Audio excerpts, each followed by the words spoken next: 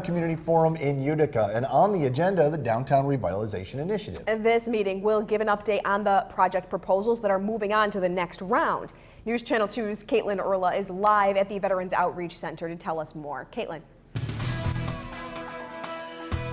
Good evening, Kristen and Jason. Well, that's right. At tonight's Downtown Community Forum, there will be a lot of discussion about the DRI, specifically the projects that will be moving forward to the next step. I'm going to step over here and talk to Steve Keblish, who is the facilitator for the Downtown Community Forums.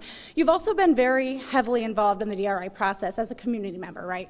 Yes, I've been paying attention to every step along the way from the day the application was submitted all the way through the awardal and now through 4 meetings of the LPC and 2 public open houses. Awesome. So tell me, what is the importance of tonight's Downtown Community Forum?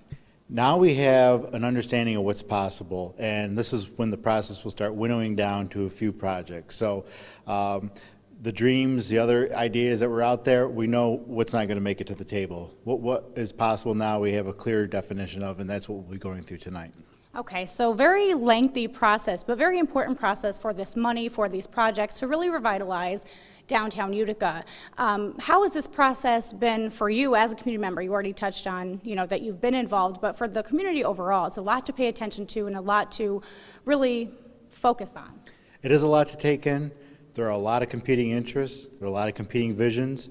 So I felt that it was important to pay attention the whole way and help make sure that members of the downtown community have a clear understanding of what's going on as best as possible. It can be frustrating for some people, but with a little patience, we're making it through it.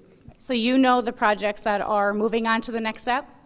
Yes, and so now they're going to start looking at the total amount of money they can spend and trying to get everything to fit in that. So this is where the trimming will start. Do you know what the timeline is at the end of all this, when this is really when all the projects are going to finally be submitted and approved?